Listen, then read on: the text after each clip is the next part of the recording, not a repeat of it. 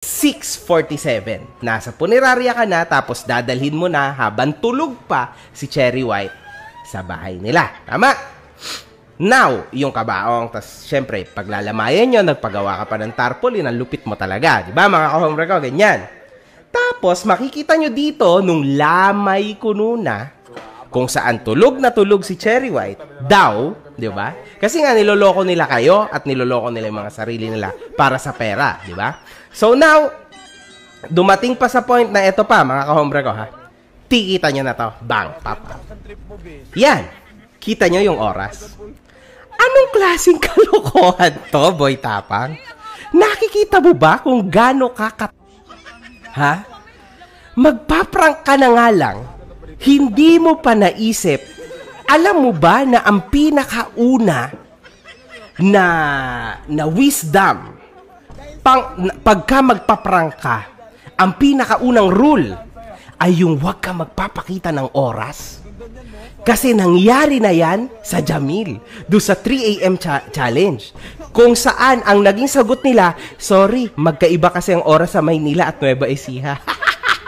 Siguro yun ang pwede mong gawin motibo ngayon, Boy Tapang. Nung panahon na yon, maraming tanga na tao. Ngayon, Boy Tapang, ikaw na lang ang natitira. Ngayon, anong motibo mo dyan? Bakit sabi mo 6:47 AM, sakto tulog pa si Cherry White, dadalhin mo na doon yung kabaong. Tapos, ayan no, 5:41, 5:42? Oh, 5:42 PM na to most likely, syempre. Kasi same day yan eh. Oh. Tapos, ano nangyari? 5:42, naglalamay ka. Tulog pa rin si Cherry White. Doon pa lang, mga ka-hombre ko. Alam nyo na yon sa sarili nyo na ito ay isang napakalaking kabalbalan. Niloloko nila yung sarili nila. Niloloko nila yung mga tao, ang pinaka nakakatawa pa, yung mga involved sa mga grupo nila, iyakan din.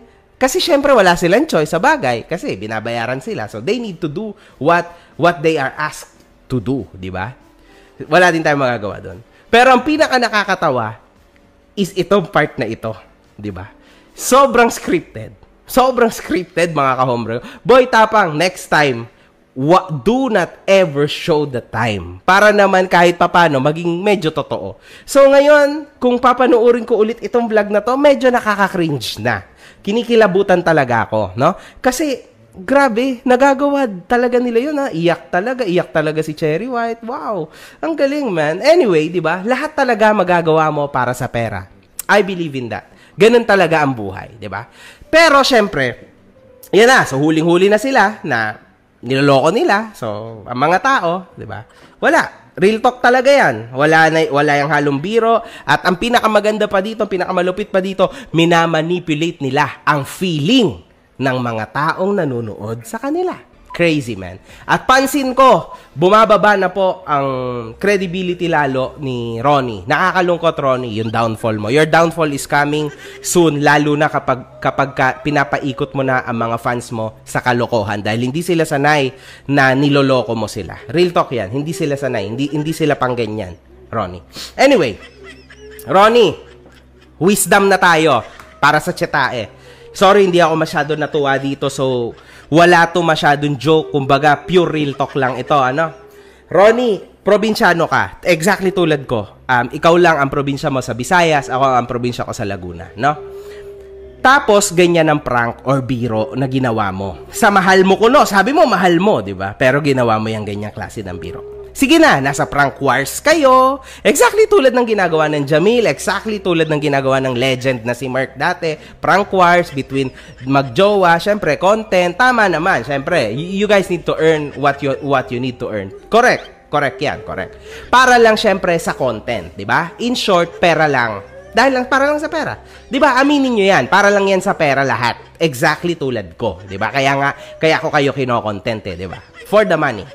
Alam mo yan sa sarili mo, Boy Tapang, kahit pa itanong mo pa sa mga magulang mo, na kahit na anong klaseng biro or prank yan, napakalaking kamalian yan. Kasi isa yan sa paniniwalang Pinoy na kahit kailan hindi magiging magandang biro ang tungkol sa mga pumanaw. Alam mo yan, Ronnie. Sobrang insensitive mo, insensitive ni Cherry White, insensitive nung buong team na nasa likod mo para gawin yung ganyang biro. Tas kung makahalakak pa kayo, akala mo talaga wala nang tomorrow. Ikaw ang saya-saya mo sa pagpaprank mo kasi kumikita ka ng pera. Hindi mo ba naisip na merong mga tao na nagdurusa, hindi makamove on dahil sa nawalan sila at kahit anong gawin nila na gusto nilang bumalik yung buhay ng mahal nila, hindi na mangyayari. Kaya yung lungkot na nararamdaman nila nandun lang. Diba? Tas ikaw, sobrang saya mo na gawing biro ang tungkol sa mga nawala, sa mga pumanaw. Hindi na yan kain pagkatao na yan. Hindi na yan sip-sip puwet ng baka, kundi sip-sip kaluluwa na yan para sa pera. Ronnie, naniniwala pa rin ako na you're being manipulated dito ng babaeng ito. Kasi talagang hindi ako makapaniwala na ganyan ang naging ending ng isang boy tapang. You were never like this, man. Sa totoo lang, ang pera talaga, mga kahombre ko, hindi niyan nababago ang tao eh. Hindi talaga eh. Inilalabas talaga po ng pera ang tunay na pagkatao ng tao. Ayan ang nangyayari kay Boy Tapang. Hindi lang natin matanggap lahat kasi sobrang aga pa. Pero I know for sure, habang tumatagal ito, palala na po ito ng palala. Kasi kapag wala silang issue, pansinin nyo, una sa lahat, wala akong content. Pangalawa, ang baba na ng views nila. So, if I may, thank you very much sa inyong dalawa, sa couple ng Tietae. Pero you should thank me too. Kasi kung wala rin ako, hindi rin kayo iinit ng ganyan, ng paulit-ulit, right? So, it's a give and take.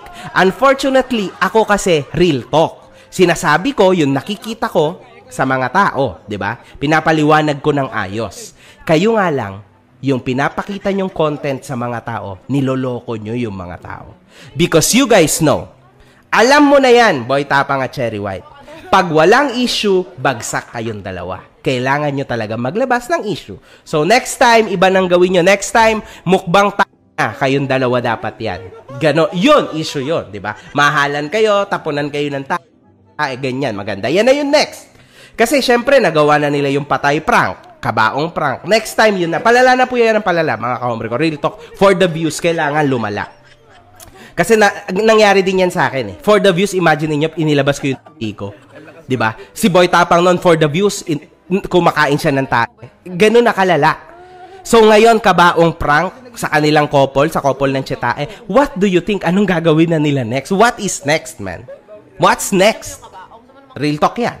At ang masama pa nito, alam niyo yan parehas. So kahit anong mangyari, peke man o hindi ang relasyon nyo ngayon at pinapangatawanan, let's say, nyong dalawa na hindi nyo niloloko ang mga manonood nyo, lumalabas pa rin ngayon na niloloko nyo ang mga tao. Dahil walang naniniwala na hindi scripted yung biro na yan. Kasi kahit sino hindi gusto yung ginawa, yung ganyan na ginawa nyo at nagpasok ka ng kabaong sa